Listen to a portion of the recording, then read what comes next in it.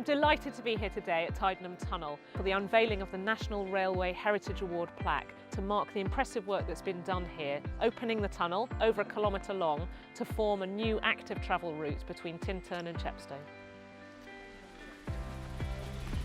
The first thing I'll say, first of all, is welcome. I have the best job actually in the world. I manage the Historical Railways estate, of which this tunnel is part. So for those who don't know, we've got 3,100 structures around the UK.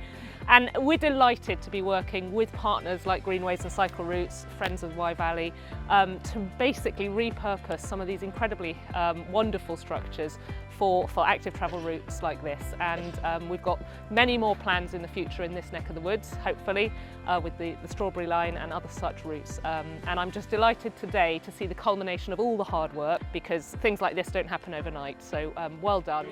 The awards have been going for about 40 years. It started off with Heritage Railway, trying to find the best station on a Heritage Railway, but it very rapidly became an award for the best restoration of heritage buildings on the railway network. And we cover the whole of railways in the British Isles now, active and ones that are out of use. And we look for restorations that really work well. This is one that is brilliant. A tunnel that was totally derelict, now in use for the public. How does a project like this come about, and who helps you achieve it? And we raised all the funding, and we designed everything, and we let all the contracts, and we supervised it, and I think we're on 750 man days volunteer labour. So there are lots of volunteers. So where do the volunteers volunteers come from? How do they get involved? We have a group of core volunteers. There's 132 lights in there. Everyone has 6 connections. Everyone had to be wired by hand. Every one of the shields that natural England required had to be beaten into shape. It all had to be dug into the ground. We live 300 yards away. So we wandered down to find if we can walk on and see it, came onto it and thought, wow, this is incredible, and have this on our doorstep. And so we had disturbed a lot of earth to create the Greenway.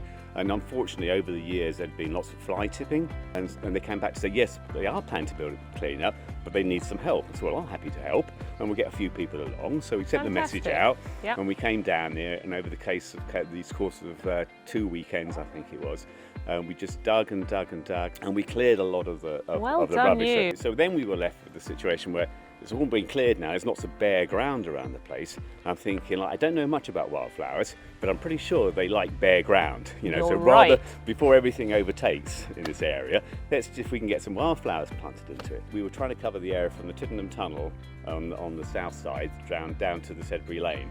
So I walked it with my GPS, and as I got to Sedbury Lane, looked at my GPS, and it went from 0.99 to 1. An exact mile. Exact mile. And I'm thinking, what's a good name it's for now been called the Floral Mile. So it had to be called the Floral Mile.